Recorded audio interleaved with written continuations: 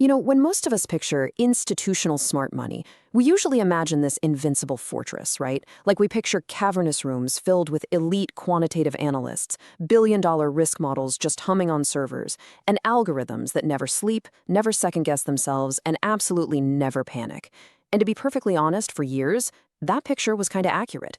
But if you peel back the layers of today's market mechanics, a very different reality emerges. The very machinery built to protect massive capital is literally starting to work against it. Welcome to this explainer. Today, we're tearing down that whole facade of algorithmic invincibility. We're going to deconstruct a quiet flaw in the code that has already produced some of the fastest, most silent market collapses in modern financial history. And more importantly, we're going to see how this exact same flaw is quietly forming again, right now. Look, if you hold any position sized larger than you'd want to explain to your future self, you absolutely need to understand this mechanism before it finds you. So here's the central mystery we're unraveling today. How do automated systems, engineered solely to preserve wealth and mitigate investment risk, somehow become the market's biggest structural threat? I mean, it sounds totally counterintuitive, right? You build a defense system so perfectly rigid that it actually becomes the weapon that takes you down. We are talking about a scenario where the total lack of human emotion, which is usually praised as the ultimate advantage of algorithmic trading, turns into a catastrophic vulnerability. Okay, let's dive into this. To really grasp this trap, you kind of have to stop thinking of automated trading systems or smart contracts as intelligent financial strategists. Instead, think of them as incredibly fast, highly rigid digital vending machines. It's really that simple. If condition X is met in the market, action Y executes. Instantly, identically, every single time. There is no human in the loop to look at a plunging chart and say, wait a minute, things look kind of chaotic today. Maybe we sit this one out. That absolute rigidity is the entire selling point for institutions.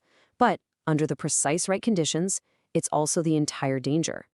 Let's actually look at the difference here. Human judgment is, by its very nature, hesitant. When a market drops suddenly, what does a human trader do? They pause, they wait and see, they call up their colleagues, evaluate the macroeconomic risk, they scan for news headlines. Basically, they stagger their reactions. Automated code does absolutely none of that. It executes instantly with zero hesitation and zero capacity for fear. And this brings us to a massive structural flaw in how institutional risk models are actually designed. See, they're almost all engineered to exit a position the very moment a specific price or volatility threshold is crossed.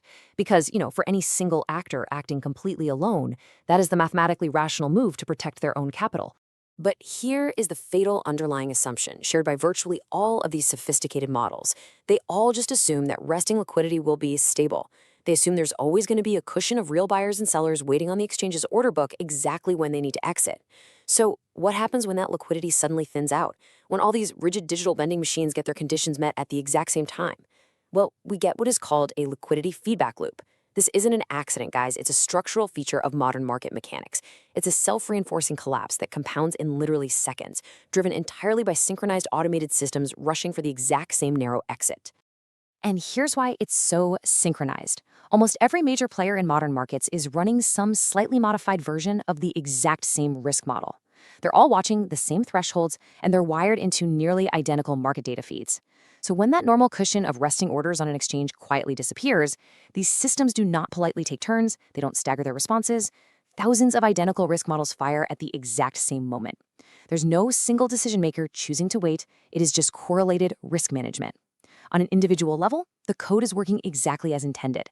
But collectively, it produces a massive synchronized exit that none of these algorithms were ever programmed to prevent. Now, we really need to establish the historical context here, because we have to understand this is not just some new phenomenon dressed up in new crypto terminology. No, if we scan through the data, a remarkably consistent, repeating historical pattern emerges across decades and across entirely different asset classes. From early hedge funds all the way to modern decentralized finance, the underlying mechanism of the liquidity feedback loop has been waiting in the shadows, triggering incredibly fast structural collapses. Let's trace this timeline. Let's go way back to 1998, long-term capital management. This was a hedge fund run by two Nobel Prize-winning economists and, frankly, some of the most sophisticated traders on Wall Street. And they collapsed in a matter of weeks. Here's the secret, though. Their math was brilliant. It really wasn't wrong. but it assumed liquidity would always be there. When every other highly sophisticated player in the market needed to exit at the exact same time for the exact same reasons, well, that assumption broke. The Federal Reserve literally had to step in to prevent a systemic global failure, all because the absolute smartest guys in the room didn't account for the exit door shrinking just as everyone tried to squeeze through it. Fast forward to May 6, 2010, the infamous flash crash. In a matter of minutes, the Dow Jones Industrial Average plummeted nearly 1,000 points, only to recover most of it almost as quickly. And later investigations proved this was a structural automation failure. One large automated sell order basically triggered other algorithms to sell. That thinned out available liquidity, which triggered even more automated selling. It compounded in mere seconds. No single human actor caused that crash. It was entirely the structure of automated correlated trading interacting in this rapid feedback loop, completely devoid of any human pause. Then, the crypto world experienced its own harsh lesson in 2016 with the DAO. This was an early smart contract fund on the Ethereum network. Roughly $60 million was drained. Now, this wasn't because a hacker broke the rules of the system, actually. It was because the code executed a flawed instruction with perfect, unstoppable consistency. The phrase that was born from this whole era was, "Code is law." But as we've learned the hard way, the law doesn't care whether your portfolio survives. It only cares whether the condition was technically met. The vending machine just did exactly what it was told. Now, what's really interesting about the slide is just the sheer staggering scale of how this historical pattern is repeating today. Look at June 2026. $1.8 billion. That is the amount of leveraged crypto positions that were liquidated within a single 24-hour stretch. Borrowed bets were automatically closed out the very instant prices moved against them. Each forced sale pushed prices down further, which instantly triggered the next wave of automated exits directly behind it. That wasn't some reckless trader making a bad call. That was thousands of individually rational machine decisions compounding into a single, massive self-reinforcing collapse. And in that exact same month, June 2026, we saw what we can basically call the silent exodus. Bitcoin ETFs recorded their worst monthly outflow on record. We are talking about real, heavy institutional capital leaving the market in a remarkably straight line. But here's the terrifying part about all this. There was absolutely no single headline event required to explain the move. There was no geopolitical disaster, no massive hack. It was just the silent, correlated execution of automated models. So why does this keep happening? We really have to look at the massive structural shift in market mechanics over the last 15 years. On one side, you have regulatory capital requirements introduced after the 2008 financial crisis.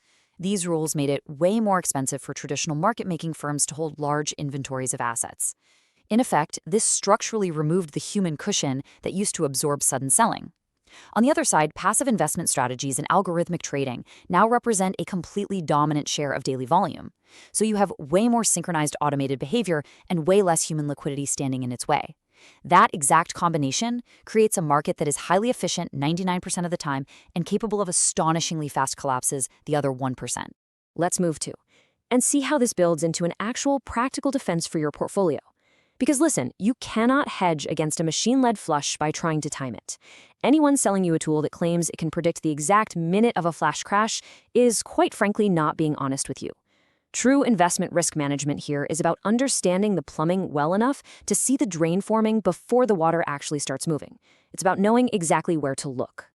And the really good news here is you absolutely do not need a degree in quantitative finance to monitor this stuff. There are 3 key metrics worth watching closely to spot this structural fragility, and all 3 are publicly available in real time on most major exchange dashboards. We're going to break down order book depth, open interest alongside funding rates, and cross-asset correlation. Monitoring these 3 things will shift you from just reacting to the market to actually seeing the mechanics operating beneath it. First step is order book depth. You need to look beyond the headline price and see exactly how much real buy-side and sell-side volume is actually resting near that current price. I like to think of the order book as the forced floor. Thin depth is the dry tinder. The price move, that initial drop, is only ever the spark. If the depth is thick, the spark just fizzles out, no big deal. But if the order book is thin, if that resting liquidity has quietly vanished, that spark will ignite the automated algorithms, and the whole force catches fire in seconds. Second, keep a very close eye on open interest and funding rates, particularly when we're talking about leveraged derivatives markets. This is absolutely crucial for evaluating investment risk. When a massive share of a market's activity is being driven by borrowed positions rather than direct spot ownership, it means the market is highly leveraged. And leverage means forced liquidation points.